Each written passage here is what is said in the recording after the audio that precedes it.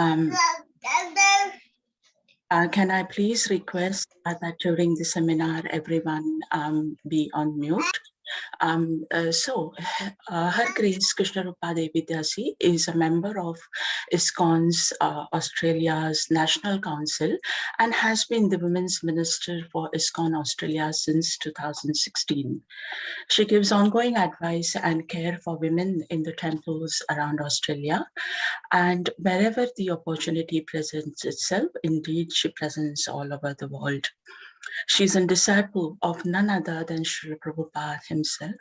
And in fact, she received her first and second initiations simultaneously from Srila Prabhupada personally on Janmashtami in 1974 in Vrindavan. She was Kolkata's Lord Jagannath, Baladev and Subhadra Maiya's Pujari until mid-1975.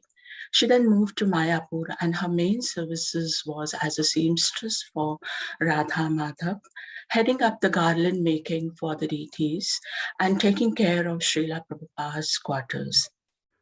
Krishnarupa and her family moved to Sydney from Mayapur in the early 1980s. For more than 2 decades, she has worked professionally in the publishing industry. And 2 of her 3 sons currently reside and serve in Mayapur Dham.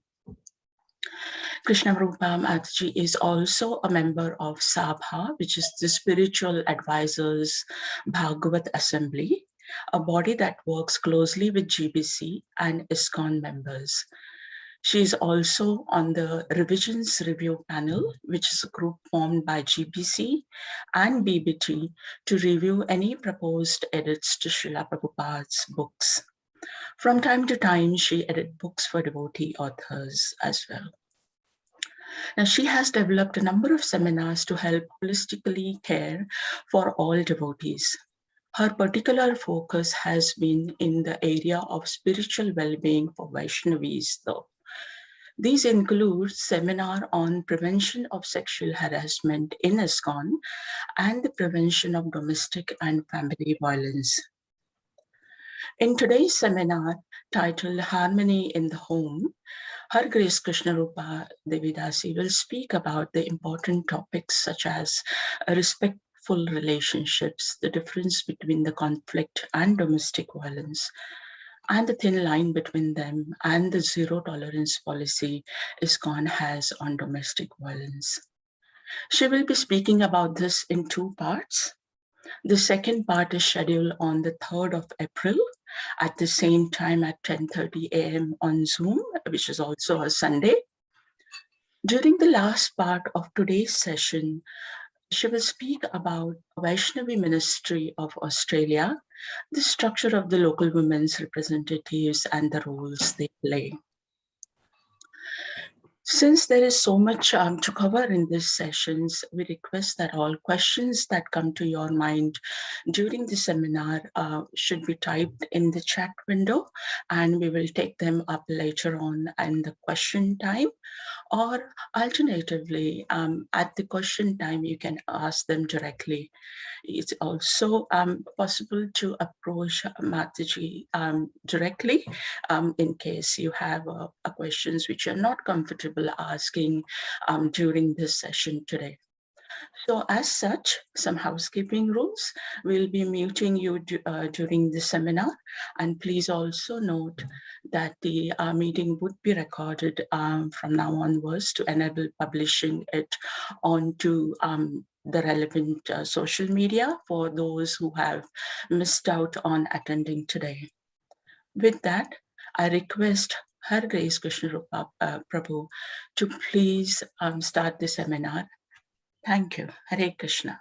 Jai, thank you so much, Mataji. That was a very lovely introduction. And when I hear that kind of introduction about myself, I think, oh no, this must be some other person. It can't be me.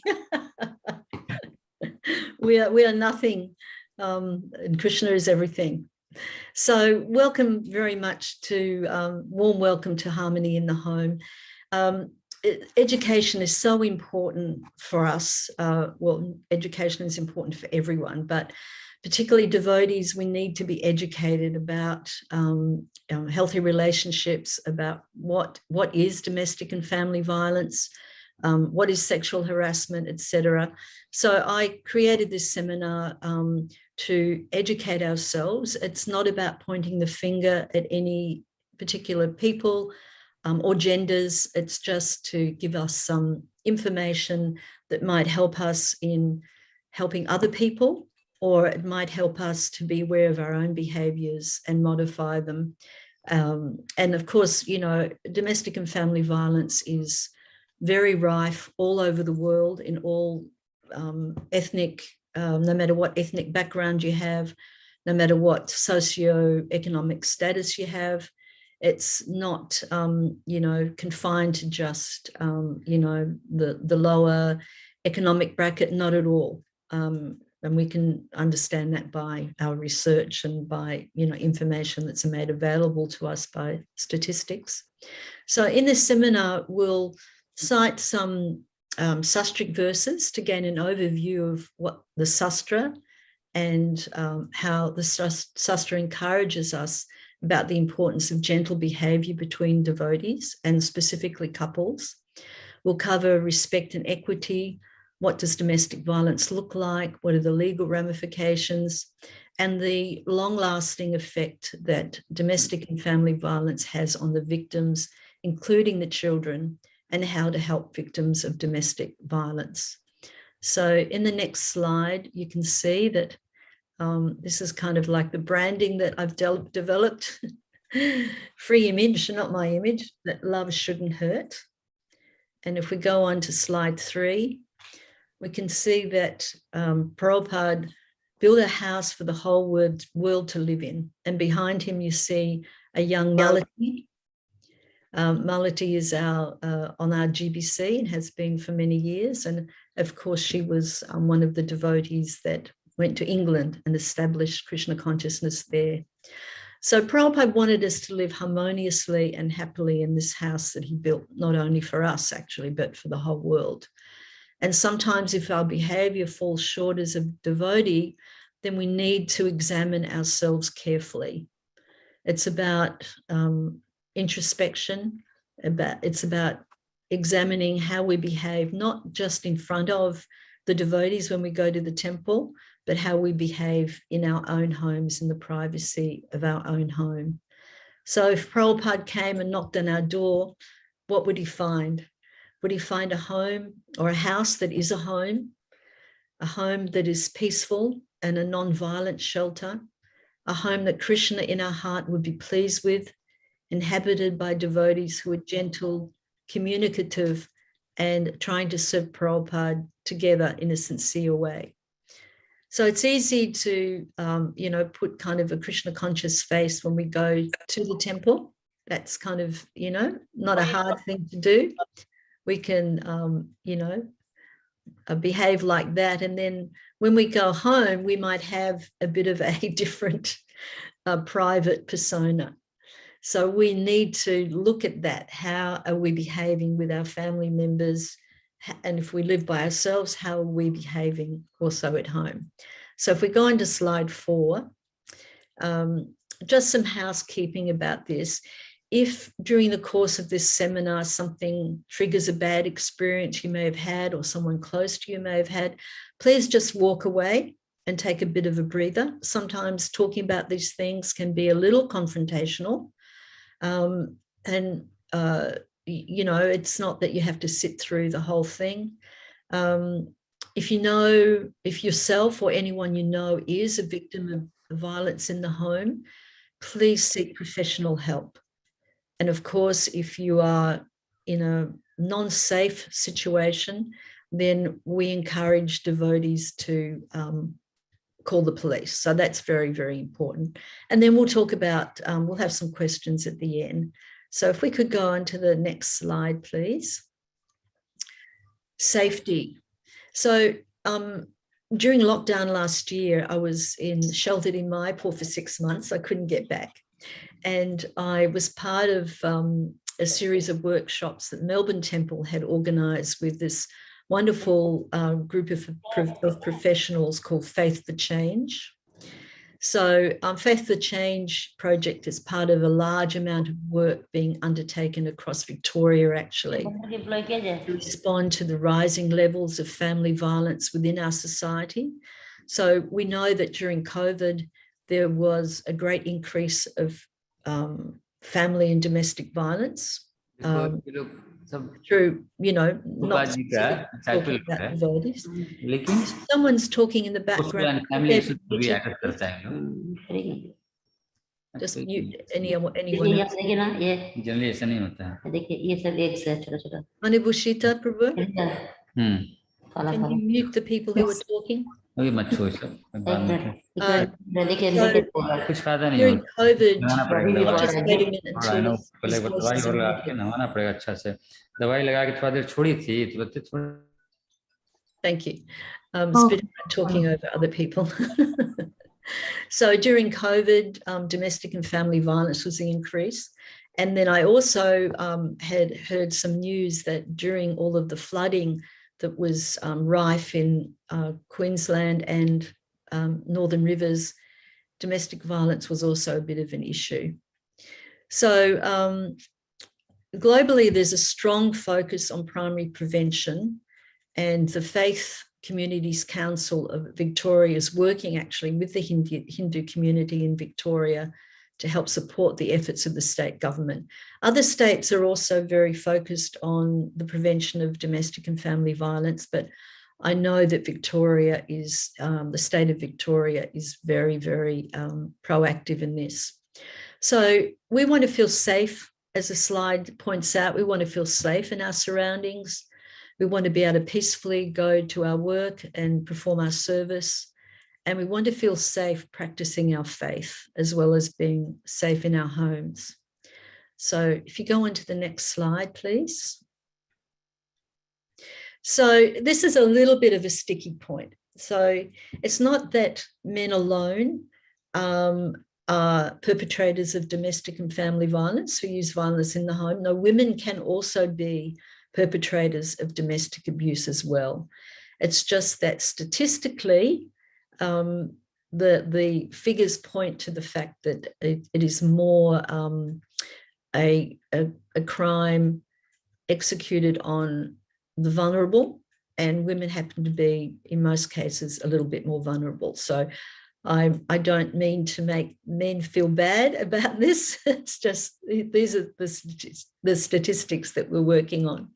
So for example, 1 in 6 Australian women and 1 in 16 men have been subjected since the age of 15 to physical and or sexual violence by a current or previous cohabitating partner. And this is from the Australian Bureau of Statistics in 2017. And, so it is a little bit skewed that way.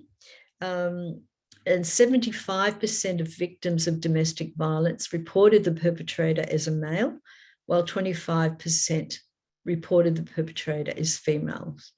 So as a female. So, we shouldn't feel that, oh, it's only men that do this, but it's just a little bit predominantly the situation.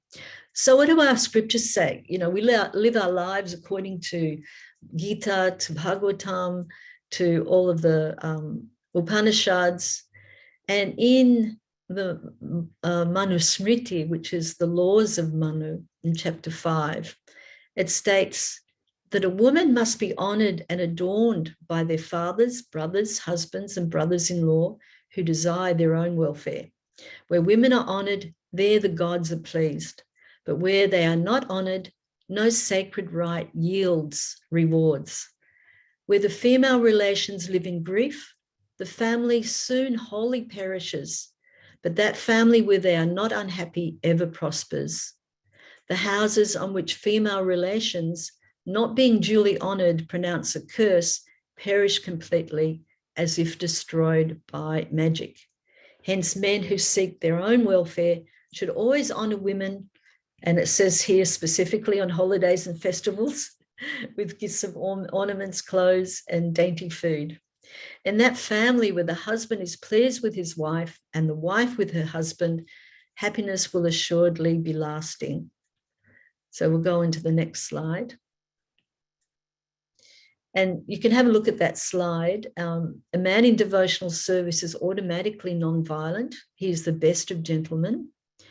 The protection of women maintains the chastity of the society by which we can get a good generation for peace, tranquility, and progress of life.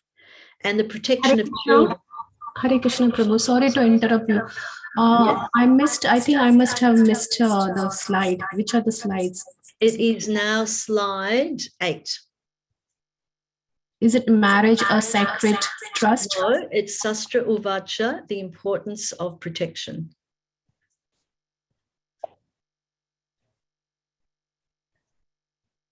Yeah. Okay. So the protection of children gives the human form of life its best chance to prepare the way for liberty from material bondage, and that's first canto. So it kind of leads you to think too, what does protection actually mean? The Sastra is talking about the protection of the vulnerable, of women, of children, etc. But does it mean the power to lord it over your dependents or the vulnerable? As an organisation, we need to be really honest and not gloss over any bad behaviour. And transparency combating such anomalies shows integrity and strength. The lady from Faith for Change who organised this series of 6 workshops that I attended, she was telling me that actually ISKCON has, at least in ISKCON Australia, is miles ahead of any other religious organisation in trying to prevent and educate devotees about domestic violence. She's very impressed that we're really proactive in trying to educate our members.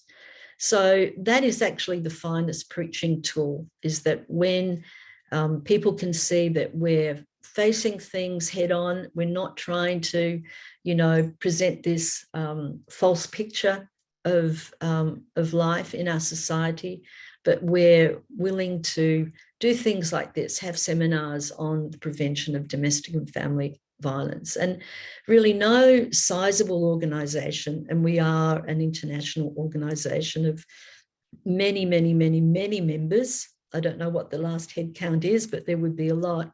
So it's pretty difficult that unwanted elements won't creep in. We're part of, there's the macrocosm and we're part of the microcosm. So naturally we all come from the macrocosm. So we bring with us our conditioning, our behaviours, that it may take some time for us to develop true Vaishnava qualities. But it's very important that we do face the problems. If we have problems in our own lives, in how we deal with each other, in our marriages, or how we deal with our children, then it's really important, if you feel that you're falling short, that you're not behaving in a Vaishnava way, and there is, some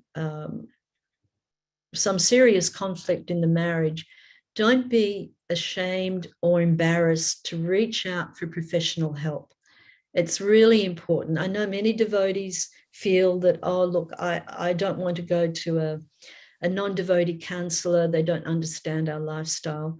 Well, we have many devotee counsellors. Karuna Care is run by devotees. We have Grihasta Vision. And then we have other devotees who specialise in situations where violence is used in the home. So don't gloss over things. Be really honest with yourselves. And if you find that, okay, I might be a person who uses violence in the home to one degree or the other, be brave and decide, okay, I'm going to fix this problem. How do I fix it? It's very, very important. So, and some people, unfortunately, misuse Chanaka Pandit's quote, you can beat your mind, your wife, or a dog with a shoe. It's very inappropriate. It's not what Prabhupada said. And in fact, Prabhupada said, and I have this from a person who heard him say it, she was there at the time, Prabhupada said, a man who beats his wife is a dog. So it's no question of using any kind of violence, whether it's physical, psychological, emotional, financial, etc. So we'll go into the next slide, which is slide 9. So marriage is a sacred trust. And according to 4th canto, it says the wife is the cause of all kinds of success in religion, economic development, sense gratification, and ultimately salvation. When one accepts a wife, it is to be understood that he's being helped in his progressive march toward liberation. And it's also very important, you know, the husband has a lot of responsibility in the marriage, but the wife does also. It doesn't mean that the wife has to accept bad treatment, not at all, but she also has her duties to perform in the marriage. So, so this partnership in the sacred relationship of marriage can be executed properly with the right training. Of course, not everyone comes from a brahmachari, brahmacharini, ashram training environment, but we can all try and get some counseling before we get married, actually. I know in Melbourne Temple, they have a marriage committee that is setting up training or advice for people who are about to get married. So it's very important that the wife and the husband treat each other with respect and love. Very, very important. And in 2019, I think it was 2019, the GBC passed a resolution and they had a statement about domestic abuse. And I'd like to quote from that. This is from the GBC, International GBC. Domestic abuse is a severe violation of the essential practices of Krishna consciousness and Vaishnava culture. Vaishnava culture includes cultivating the qualities of mercy, austerity or self-discipline, truthfulness and cleanliness. These are sometimes referred to as the pillars of religion. Domestic abuse undermines and destroys these qualities. As a Vaishnava community, spiritual community, we are mandated by our scriptures and tradition to protect the vulnerable and those placed in our love and care. Very, very important statement. So we'll go on to the next slide. In the 4th canto, it points out that no matter how low a person may be, however unqualified a person may be, he's never unkind to his children, his wife, and nearest kin. And it states that even a tiger is kind to its cubs. For within the animal kingdom, cubs are treated very, very nicely. So it's really important. And, you know I'm focusing on the men here, but it's also very important for the women to also have that mood of and take responsibility too. So if we go into the next slide, we can see here what Prabhupada said about women. They're not ordinary women. They're Vaishnavas, and by their association, one becomes a Vaishnava. So sometimes you wonder, and when I hear of different cases of domestic and family violence, I often wonder how that came about. How did it develop? And it never develops all at once. It's always incrementally. And often a person who uses violence in the home, either men or women, they will incrementally test the waters and see how much control they can have. So it's pretty clear, according to the Sastra, that it's untenable to mistreat your partner. It's a Sastra layam, it's against Sastra, it's aparad. And Prabhupada actually said that the devotee women are angels, and if you offer obeisances to them, you will be liberated. So offending a Vaishnava, whether it's a male or a female, is actually a very great offense. So it's important to acknowledge this violence or any violence used, whether it's subtle or gross, as aberrant behavior. So, for example, hitting your wife or your husband, it's not normal. It's not a healthy response to life's challenges. And, sometimes someone will present a certain face at work and they'll come home and they'll lash out and take all of their frustrations out on their family. But actually, and often they'll say, oh, I just, my husband just has an anger management problem. But that's actually not the case, because if it was an anger management problem, they would be doing the same thing at work. But no, they wait till it's home, in the privacy of their home and with vulnerable people. And that's how they take out their frustrations. So it's not about anger. It's something far worse. And children who witness domestic violence, they may not see it with their own eyes, but they'll hear it, no matter how quiet it can be or how many doors are shut. It has, hello? It has, sorry, I thought someone was asking a question. It has a really deep impact on them, and it makes them much more prone to mental anxiety, drug abuse when they're older. And they also may likely be violent with their families as adults. So it's also, can be a very dangerous situation where a woman's life is in danger, or the children's, safety is in danger. And we need to recognize that, some victims of domestic violence are in very life-threatening situations. So we'll go on to the next slide, please.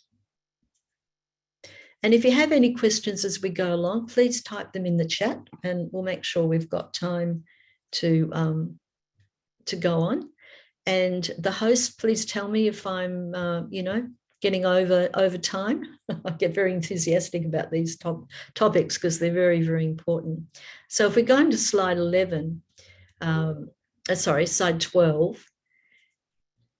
In domestic and family violence, can it happen in ISKCON? Yes, I'm sorry to say it does happen in ISKCON.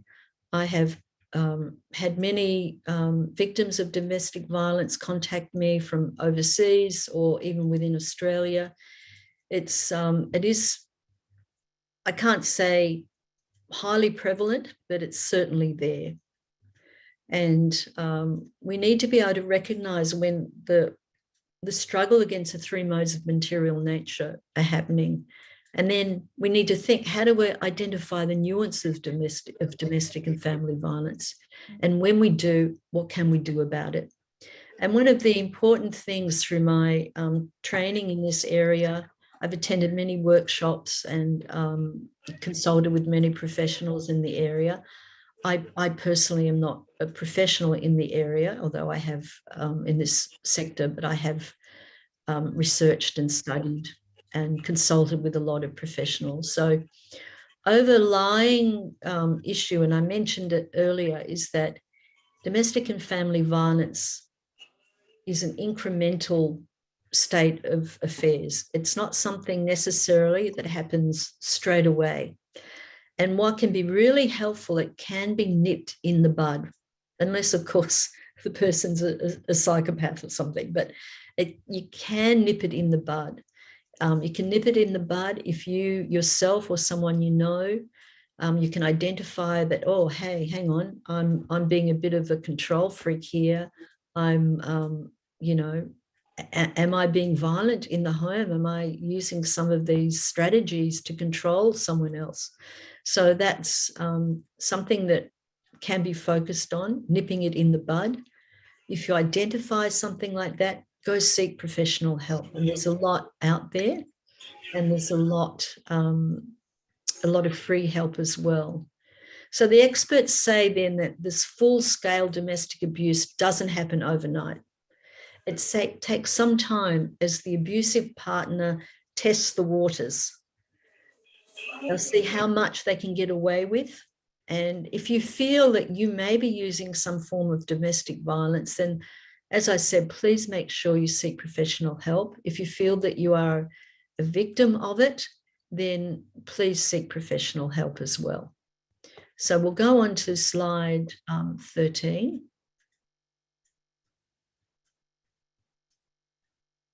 And we read here a very nice quote about the wife being dependent on the husband. And if the husband is a Vaishnava, then naturally she shares the devotional service of the husband because she renders him service. This reciprocation of service and love between husband and wife is the ideal of a householder's life. So, you know, it's about a reciprocation of service and love. It's not about an imbalance of power and control. That dependency on the husband doesn't mean that the wife is a slave. It's about a partnership. It's about, you know, that's from chapter 23, verse 1. And in verse 2, in the purport, Prabhupada states that the husband is a very intimate friend. So it's really, really important. But also in that purport, interestingly enough, Prabhupada says that if the husband does something wrong, the wife must tolerate it. It says, quoting here, a person becomes agitated by so many material contacts in the outside world. Therefore, in his home life, he must be treated by his wife with sweet words. But that is not an excuse for any kind of violent behavior. So when you read that or listen to that sentence, do you think that Prabhupada meant that the wife must tolerate the use of violence in the home? No, he's referring to perhaps a cranky husband, not a violent one, or a cranky partner, not a violent one. So we'll go into the next slide. And then, you know, Prabhupada talks here about offending the Vaishnavas. Abusing your devotee wife or husband is a very great offense. It's not that aparad means I must not commit any offense to any other devotees, but what I do in my own home, then that's my own business. No, there's still devotees. And even if one of, you know, perhaps the husband's not a devotee or the wife's not a devotee, it doesn't mean that you have, you know, full permission to behave however you like. No, a Vaishnava's behavior is exemplary. So we want to make sure that that's very clear. So in slide 15, this was a resolution that the National Council passed in May 2019. I first saw in January 2019, the North America GBC passed a resolution about domestic violence. So in May, when we had our 2019, when we had our National Council AGM, I made this, put this proposal in, and it was passed. And then a year later, the GBC passed a similar resolution. So if you go on to slide 16, in May 2020, the GBC resolution is very, very important. It states that it is indefensible, illegal in many countries, and never acceptable within the International Society for Krishna Consciousness. Any interpretation of Vaishnava religious or social teachings that condones, endorses, or justifies domestic abuse is rejected by the governing body commission. So that's a really, really important statement. It's so important. And it's very important that we understand that any interpretation of Vaishnava religious or social teachings condones or endorses or justifies is rejected by the GBC. Now, I've heard of situations where a spiritual master of somebody has said to them, look, just tolerate, you're in a marriage, just tolerate your husband's behavior. When it gets very bad, then just move out for a while and then come back again. So the spiritual master that gave that instruction to his disciple did not know anything about domestic violence. And as we progress in this seminar, we'll talk about the wheel or this cycle of domestic violence.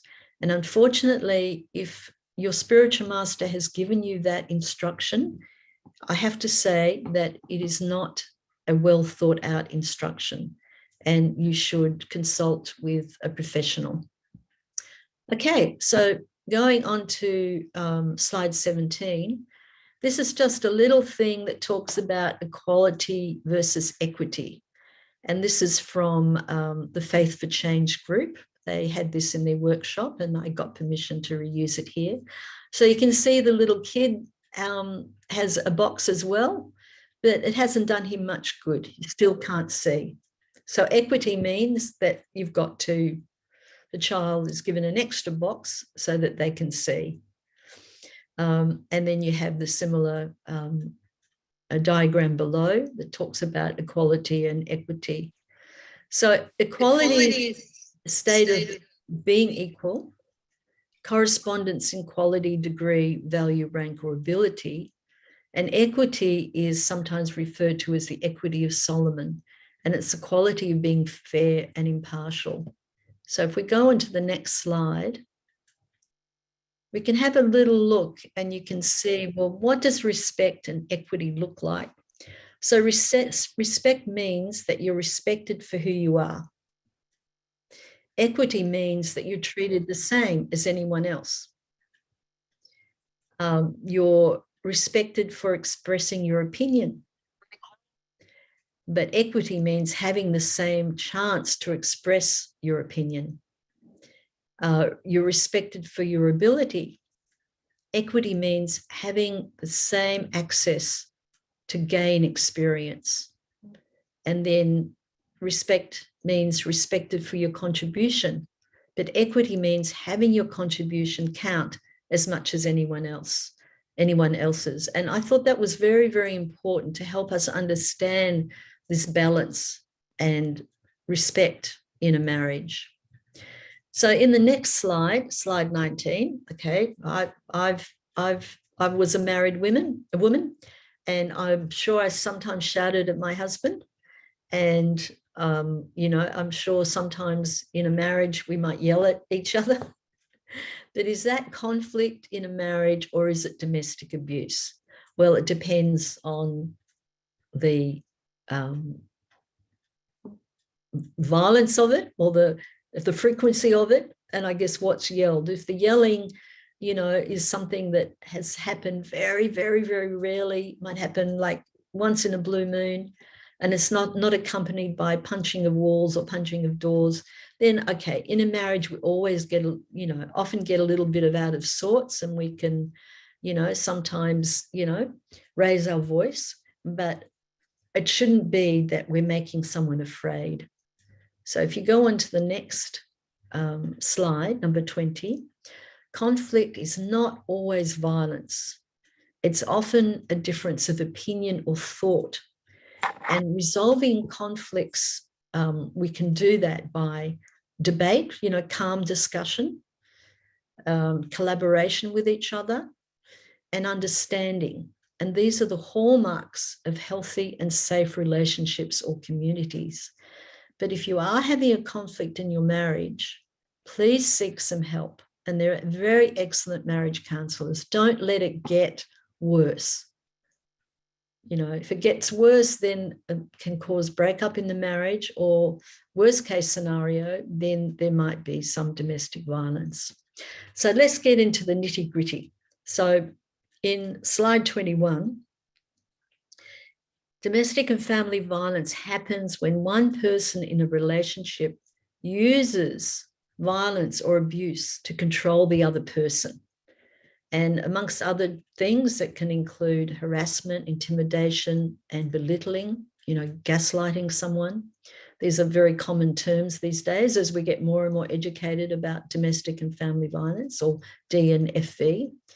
And in time, it forms a pattern of intentional coercive behaviors. And it's used by one partner to gain or maintain control over the other partner by using repeated abuse. So if you yell at your wife once or you yell at your husband once, that's not domestic violence. If it's a consistent pattern and it exacerbates, becomes, you know, more and more increasing, it can be considered a form of domestic abuse. And it's not because the person engendering the violence has an anger management problem. And I mentioned that just a few minutes ago. And of course, it's important to evaluate your relationship always. That's how you grow a healthy marriage. I'm not advocating divorce by any means, but I am advocating human rights. And if someone is in a terrible situation, how can they stay in that? How can they stay? So also please note the term repeated as defined in law. That's an important factor. And research evidences that perpetrators consider domestic and family violence to be gross physical violence, hitting, pushing, punching, choking, whatever. However, all kinds of domestic and family violence, emotional, psychological, financial, etc., that's against the law, and it will be treated so by the law. So, for example, if someone using abuse smashes their own mobile phone to the ground, right? It is like saying, okay, I'm smashing my mobile phone to the ground now, but watch out, you might be next. I might smash you to the ground. So that's using the violence. You're standing there, and in a fit of violence, your partner comes up to you and punches the wall next to you or the door next to you. That's saying, okay, well, I'm hitting the door now, but you might be next. And it's very frightening, very, very frightening. And these threats are taken seriously by the police. So whether a person using abuse to control recognizes all other forms of abuse or not, abuse is still considered unlawful.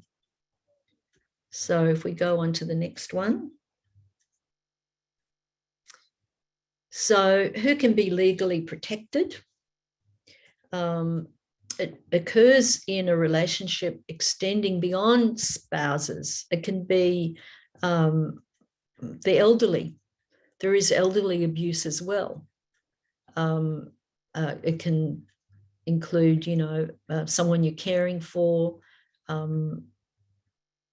parents-in-law, very, very, and of course extends to, non-traditional relationships, like same-sex partners.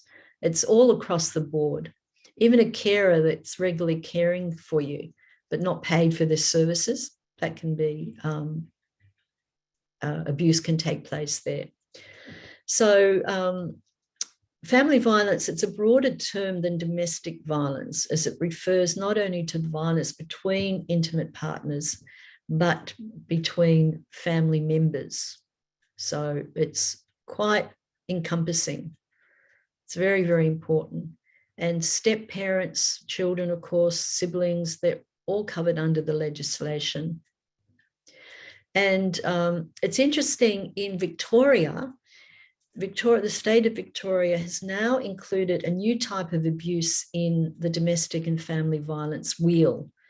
And that is excluding someone from the decision-making. So that's not in all states, but it is in Victoria.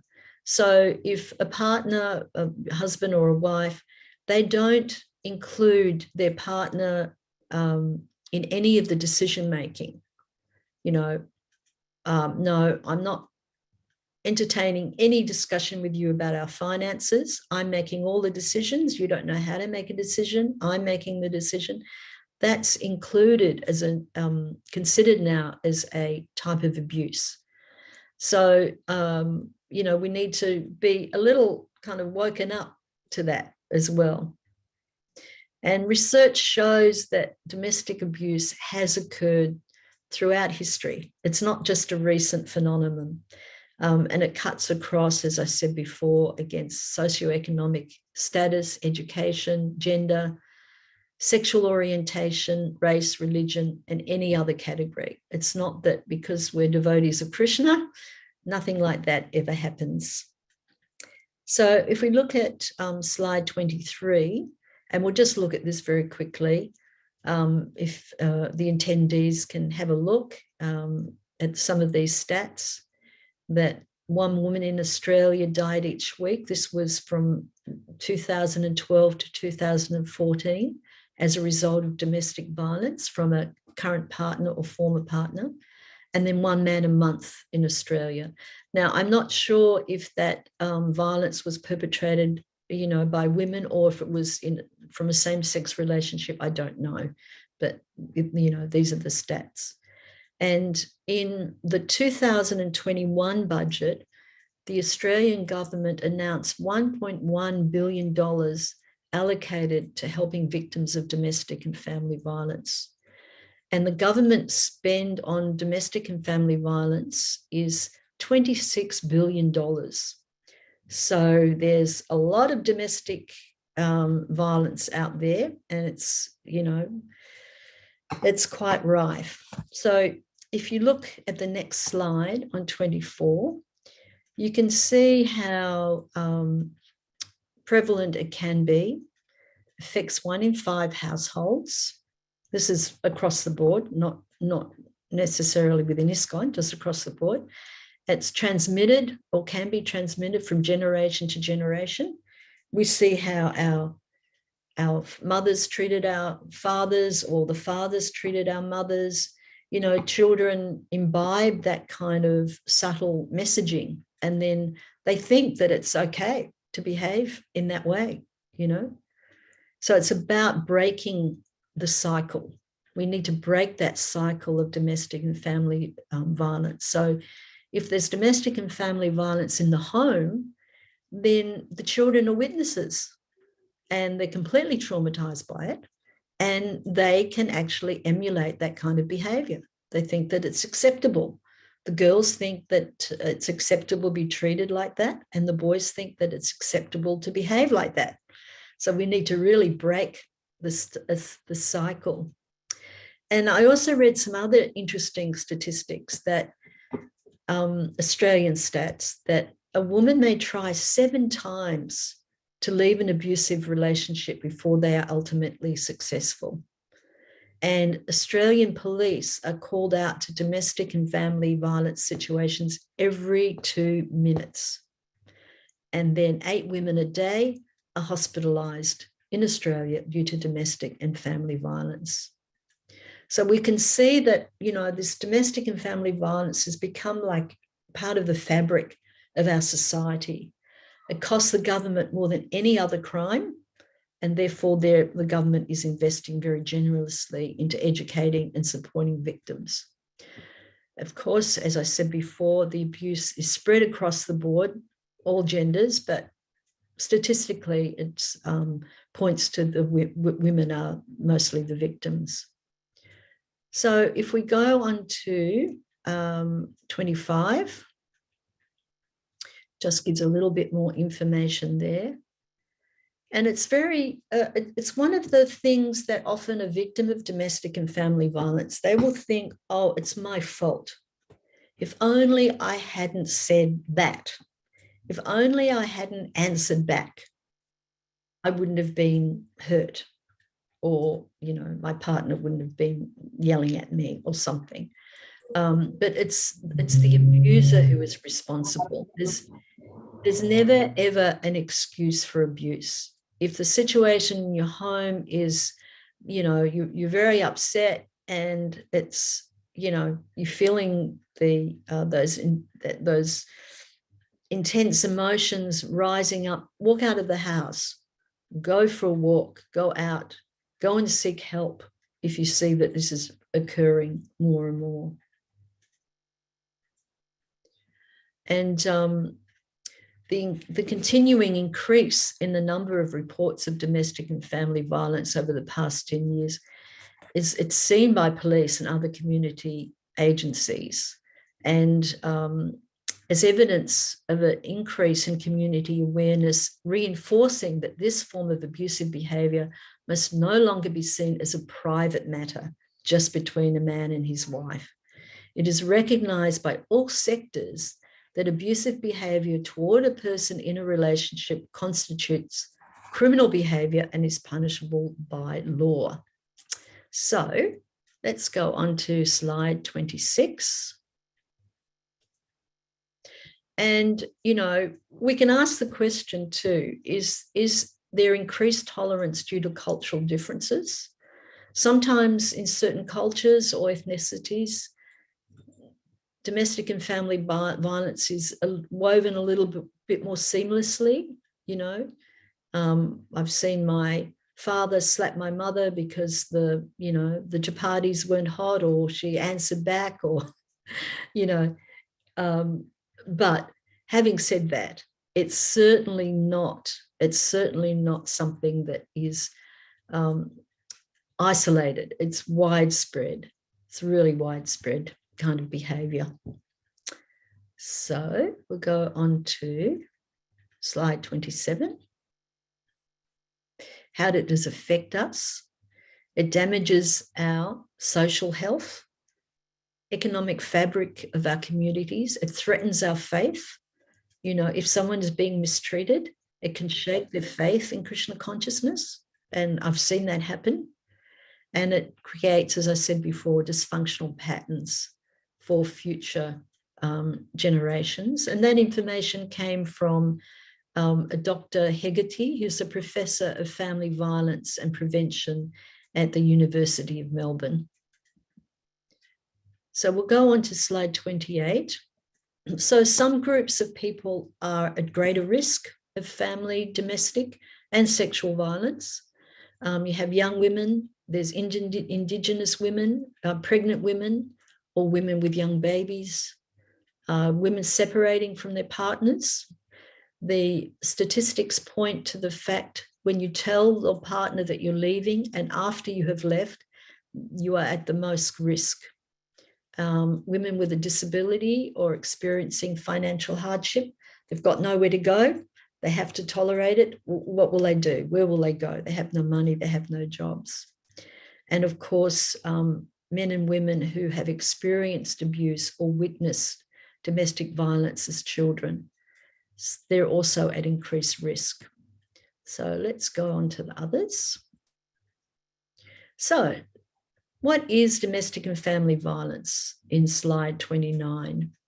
So it's physical abuse, it's sexual abuse, it's verbal abuse, it's emotional, psychological abuse like gaslighting. And I was told by a professional in this particular area who gave me a couple of stories about this kind of gaslighting, psychological abuse. And, you know, we often think that domestic and family violence is, you know, like shouting, pushing, shoving, hitting, or really obvious emotional and psychological abuse. But she was telling me a couple of stories, and they were real life stories. They had come, the lady had come to her, a lady had come to her for some counseling because she thought she was losing her memory. And she said that, you know, she was sure that she filled up a car. This happened a lot, you know, very frequently, a couple of times a week. And then the next day she'd go to drive to work and her car would be on empty. And she thought she was losing her marbles. She thought that she was just, you know, she was very worried about her memory. So because this, the counsellor is expert in this field, she, I think she reported it to the police. It was becoming quite a serious thing. And they managed to get hold of some CCTV footage. And what had happened was the husband, who was a very nice husband in all accounts, but what he was doing systematically while she was sleeping, he was going out emptying the car of petrol. And it was creating such a, you know, a terrible state. So there's that kind of gaslighting, there's cultural abuse, there's spiritual or religious abuse, there's cyber abuse, financial abuse, restricting social access. No, you can't go and see your parents. No, you can't go and see your friends, excluding them from decision-making. And then, of course, there's elder abuse. So I think we've reached our end for part 1. Please come back next Sunday for part 2, because we'll go into more detail about the different elements of that and the effect that it has on children. So I really appreciate you listening. I hope that you've gotten a bit of information that will help you. And we'll, in part 2, we'll also talk about active bystanders and how important it is, how if we think someone might be a victim of domestic abuse, how we approach it. Very, very important steps. So if there's any questions, I can answer. I'll try and answer some questions after I have some water.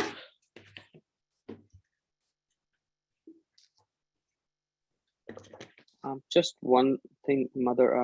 Krishnarupa, the session it's not next Sunday, the Sunday after, just a fortnight away. It'll be next Sunday. Is it? Okay. It's on third. Is that next Sunday? Next to next Sunday. Oh, not next Sunday. No, Oh, okay. My apologies. So that's the 3rd.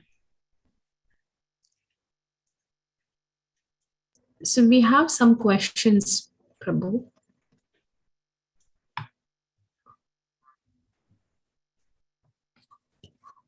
Mataji is questioning how I can associate with you and this organization, please, and as a volunteer, help ladies suffering from domestic violence. Sorry, I didn't quite understand the question. How can she? How can she And help? Thank you, Neha. That's a really good question. We don't often get reported cases of domestic violence, but I know that there is cases of domestic and family violence. But in terms of helping, associating with us, we have our local women's representatives. I don't know if you're from Sydney, Neha, but we have 5 local women's representatives, and I'll introduce them shortly. And yes, certainly, we always need help. You can contact me directly. My details can be provided to you, and we can have a chat. But yes, Krishna consciousness is a very joyful and wonderful spiritual experience. But we also understand, we're not deluded. We understand that there are certain social issues that also kind of creep into our society. And it's seminars like this, it's people who are trying to break any cycle of abuse. They play a very important role in Krishna consciousness. Any other questions? Yes, Prabhu. Should I stop sharing the screen first? Yes, please. You can stop sharing now. Sure. So Just tell me, what slide did we get up to, by the way? 29. Thank you. So Bhava Mataji is, I think she's commenting on, okay, Prabhupada might have meant toleration of frustration of the husband. I personally feel women can be very nagging at home, which can further frustrate the husband. I introspectively felt I was, and I did agitate him. Thanks to our Lord, he made me realize what I was doing and have been working on not being naggy. Very, very good point, Bhava. It's good that you were introspective and you could see. Of course, if there was physical violence, then just being a bit of a nag is not a reason for violence to be used against you. I'm not saying that was your case at all, Bhava, but we, as I mentioned in the seminar, that we also have to be looking at our behavior. And, when the husband comes home, of course, these days, the wives are often working as well as the husbands. So it's very important that there's that cooperation. I believe in fair distribution of chores. If both husband and wife are working, it's not that the wife works 8-10 hours a day, comes home, and then she has to work another 5 hours. But what I've observed is, especially in the younger devotee families, the husbands and the wives really they share things. They share the looking after the children. They share the chores, which I really admire. I think it's very important. So, but yes, no one wants to come home to a nagging a nagging person. So we need to work out how we can get our point over, how we can, you're nagging for a reason. You're fulfilling, you may be frustrated. They haven't emptied the bins, or they haven't done this, or haven't they done that. But you need to have that reasonable discussion, but don't have the discussion when you're angry. Just put it for a time where, you're peaceful, you're both peaceful, and it's a bit quiet, and say, look, I'd really like to communicate something to you. I feel frustrated when, this happens and that happens, and then I get a bit, naggy about it. Is there any way that we can work together so there's peace and harmony in the home? And it is possible, for sure. I think she has added some comments here. Before I move to another question, she's writing, I remember my mom sharing with me that my dad used to be serious and angry young man who can provoke very easily. For some reason, early into their marriage, my dad threw a plate of food for some reason, and my mom told him she's not going to take all this. She will not care how he was early. He better meant himself, or she is going to walk away. Probably he was afraid of being separated, not looked upon well. Particularly men in our family are disrespected if the wife left. He changed drastically and have not seen him irate while I was growing up. Very informative and interesting presentation. Thank you. Oh, thank you, Baba. And that is such a great example. Just like I said earlier about nipping it in the bud, your mother nipped it in the bud, that she wasn't going to put up with that kind of behavior. And, in a lot of cases, things can be, the dynamics in the relationship can be changed. When it goes on and nothing happens, and then, that desire for control and, hurting a vulnerable person, that becomes just part of the modus operandi. It might not happen all the time, but it is there. So this is a beautiful example, and I'd like to use this example, if I may, when I talk about nipping it in the bud. It's very intelligent. Your mother was very intelligent.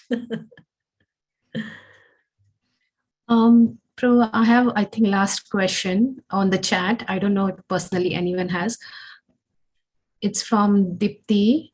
Say we are in a situation and we do go for counseling. Is it not possible that it might solve the problem in the short term? But if it is an inherent behavior or nature of a person, it would certainly resurface in the long run again. And we are then back to square one. In such cases, is it not right to walk away from the situation or relationship? Very good comments. Thank you so much. With counselling, for if violence is used in the home, I'm not talking about just conflict in a marriage. If there's just that normal kind of conflict, then you can go to marriage counsellors, and we have many devotees who are marriage guidance counsellors too, if you feel uncomfortable going to a non-devotee counsellor. But if the person is using some form of domestic violence, some form of violence in the home, you need to go to specific counsellors who deal with that. And generally, the advice is you don't go together, because if there is violence used in the home, what may happen if a couple goes to the specific counsellor together, if, just say, for example, the wife may say something that the husband doesn't like, and later on at home, there can be some reactions that can be dangerous for her.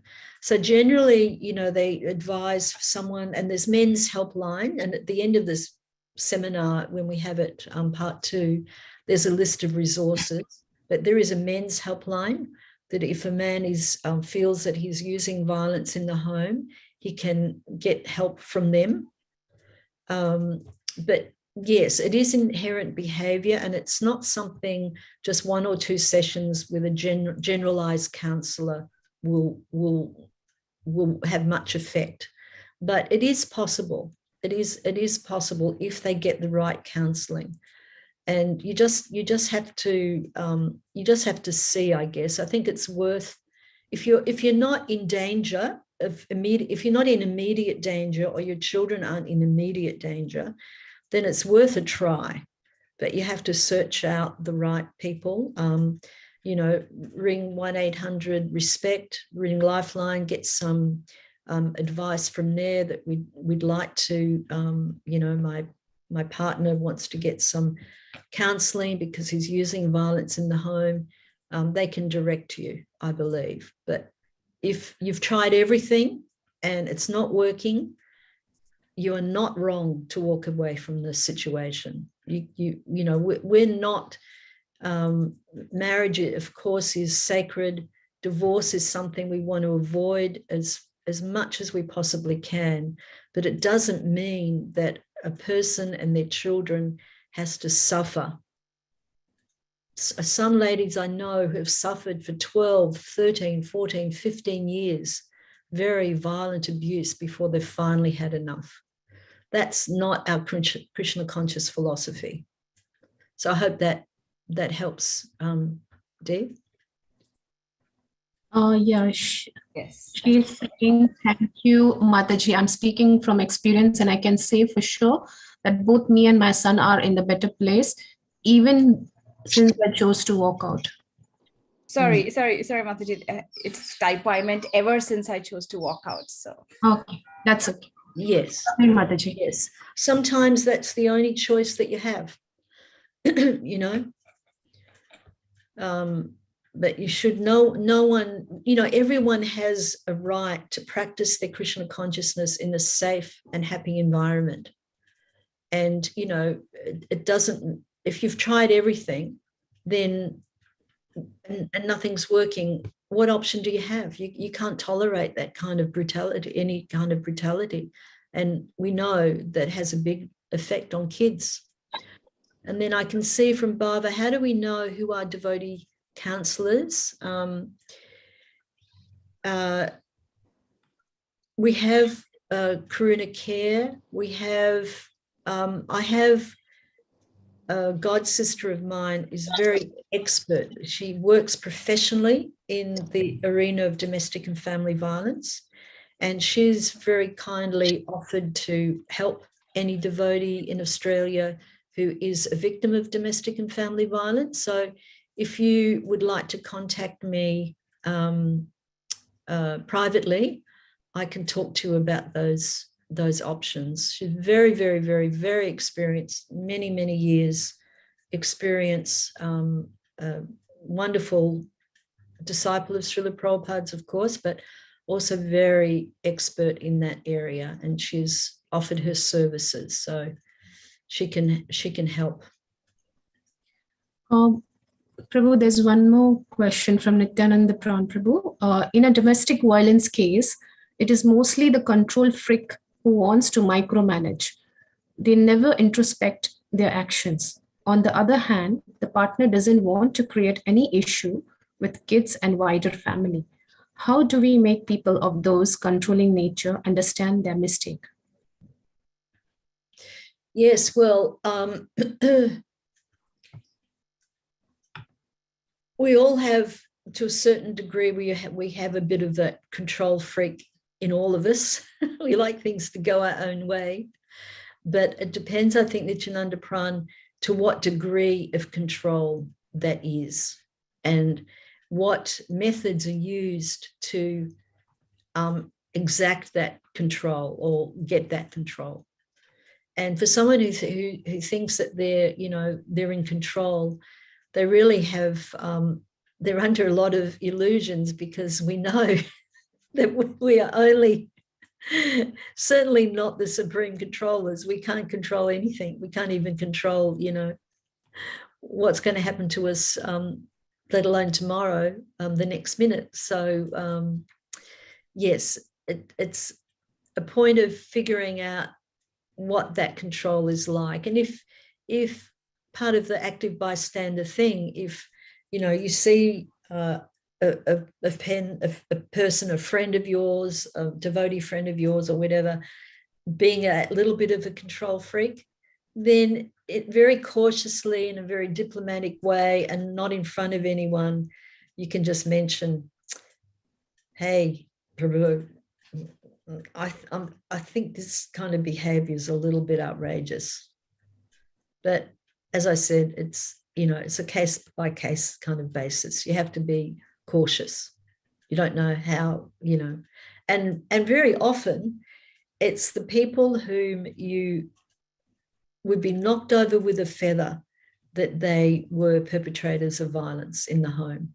They appear to be such nice devotees, behave so sweetly, but in the privacy of their own home, it's a different story.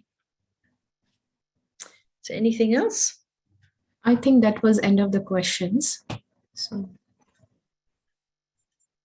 Mother Krishnarupa, I just have one question for you. Yes, Braj. So essentially, when we read Bhagavad Gita, chapter 9, text 14, it explains that satanto kirtanta mam. So always chanting the glories is the great devotees. So going back to your point about belittling, so how about when we're in a relationship with someone who feels belittled as a result of hearing the glories of Krishna? So how do we deal with that situation if we are indeed belittling someone by making a comparison to Krishna? Thank you, Braj. That's a really interesting question. I think there's a big difference between being belittled and humbled. So when we read about the glories of the Lord, it's not that, we understand that we're minute particle of Krishna's qualities, but our quantity is minuscule. So that's not belittling, that's just being humbled by.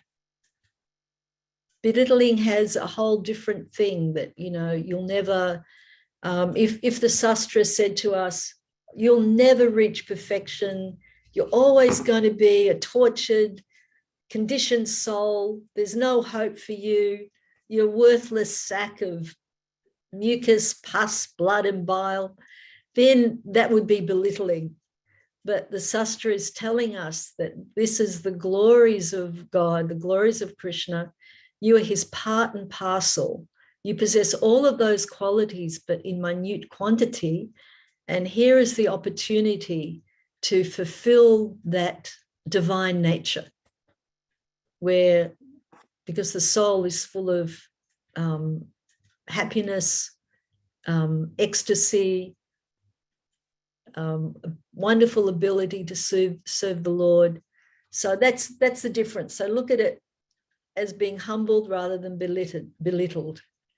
And there's so many places where Krishna says, of course, when Krishna says this, he's referring to his pure devotees, but Krishna says, Mad Bhakta Pujaya Vayat, that worship of my devotee is better than worship of me.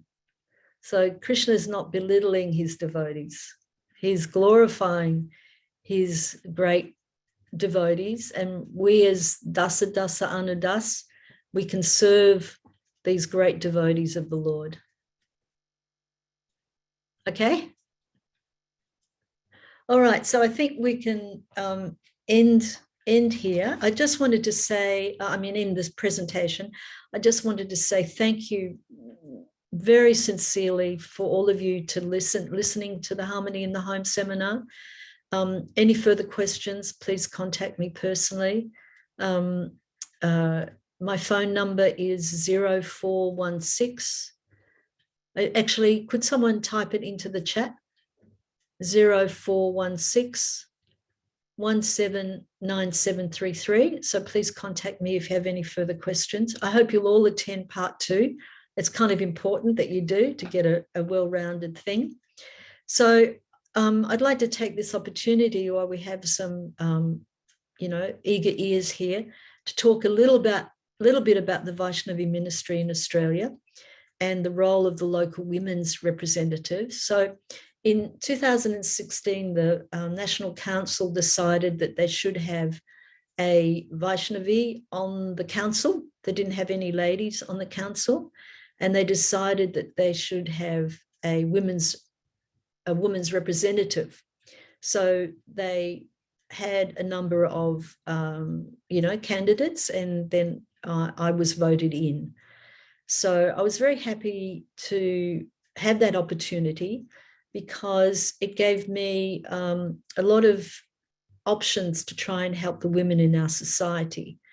And, I joined in the end of 1972, and it was very different then. And women's treatment of women wasn't always perfect. Srila Prabhupada's treatment of us was always perfect, but it was something that I felt very important, that women were given a voice and were given opportunities to develop their devotional proclivities, whether they're in the male or female body. So in 2017, a year later, they amended the title from women's representative to women's minister.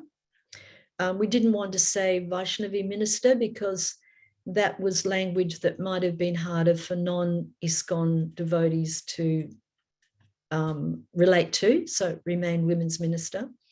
I wasn't appointed by the International Vaishnavi Ministry, but by our council. The International Vaishnavi Ministry did appoint me on the Sabha, but my role in Australia was supported by the council. So, and in order to better serve the interests of the Vaishnavis, I proposed to the National Council at that time that we have local women's reps in all of our temples. And they thought that was a good idea. So we had local women's representatives in all of our temples.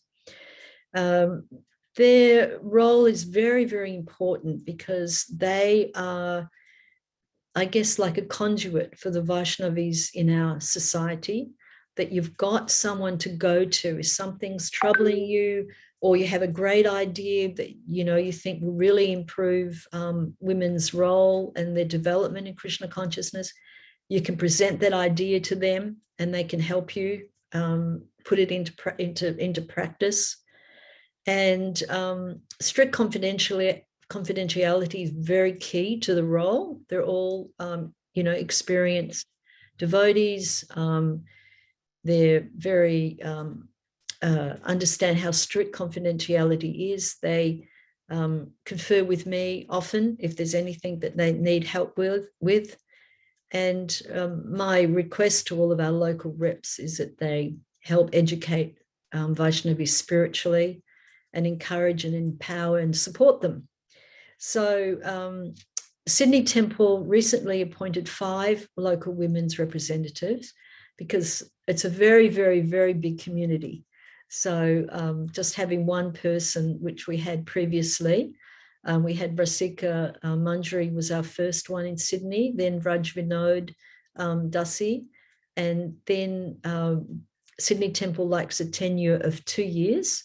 So then they recently appointed these 5 lovely ladies, and they are Radhavandana, Bhushita Radha, Vijay Gopi, Madhavi, and Sumana. So each of these lovely Vaishnavis will introduce themselves, so they can tell us a little bit about themselves. And please contact them if there's anything that you'd like to talk to them about. Of course, you can contact me directly as well, but they are there for you. They are your ombudsman. So would you like to introduce yourself, please? Madhavi Mataji needs to start. Hare Krishna, everyone. My name is Madhavi Devidasi. I'm a disciple of His Holiness Janananda Maharaj. I joined ISKCON back in 2001 and took my first initiation in 2007 and then second in 2015. I'm married with 3 kids and have been working as a healthcare professional for the last 30 years. I live in Rouse Hill, so I'm more keen to serve the devotees in the Western area. In this role, I'm compassionate in providing and supporting devotees experience domestic violence issues and providing them with service opportunities that connect them to the community. I can be contacted on 0414245568 anytime, or alternatively can send me an email. Thank you. And Madhvi, could you put your phone number there in the chat to everyone, please? And then they Yes, can sure. copy it. Thank you. I'll do it. And who's next? Myself. My name is Minibhushita Arara Devidasi. I'm a Diksha disciple of His Holiness Jayapataka Swami. I came into Krishna consciousness in 2009, 2010. I used to attend home programs of Ghanshyam Govind Prabhu. And then I met my Guru Maharaj in 2010-11. I got initiated in 2013, December. And my family is Krishna conscious. I have 2 boys, and my Prabhu is initiated to Radhanath Maharaj. And my 2 boys are born and brought up in Krishna consciousness. The services I hold today is I'm a Sunday school teacher, first of all, and I just got this service 2 months back as woman representative. What I want to achieve is like self-satisfaction and pleasing my Guru Maharaj and Radha Gopinath to serve other Vaishnavis, any help, any domestic violence problems or any issues with the sadhana or anything. So that's what I'm aiming for. And my contact number is 0401-317-757. You can call me or message me, or you can just send a email address. There's an email address, Vaishnavi's email address. You can send the email. But if it's urgent, you can just contact me. Thank you. Hare Krishna. Thank you so much. And please put that into the chat as well. So the next is me. My name is Radha Vandana Devi Dasi. I am Prabhash Krishna Prabhu's wife, and we live in Bankstown in South Sydney. I'm an initiated disciple of His Holiness Bhakti Charu Swami Maharaj. I have been associated with the ISKCON since the last 20 plus years, with the last 15 years being in the service of Shri Radha Gopinath here in Sydney. We have been regularly conducting Bhakti Vriksha classes at our Govinda's ashram in Bankstown as well as Liverpool area. More recently, around 2016, we had focused on weekly Bhakti Vriksha programs and monthly hall programs in the Kogra area in South Sydney. Besides helping with the Krishna conscious activities and being Prabhash Prabhu's public relationship officer, so to speak, I have been helping out in the temple decorations and maintaining the decoration materials for over a decade now. We are also fortunate to get the services to be able to cook for Shri Radha Gopinath. And I, along with the Bhakti Vriksha team, have been regularly doing services at the temple for Sunday feasts and festivals. As I remember my KC journey initially, I remember how important it was for me to get the association of other experienced Vaishnavis.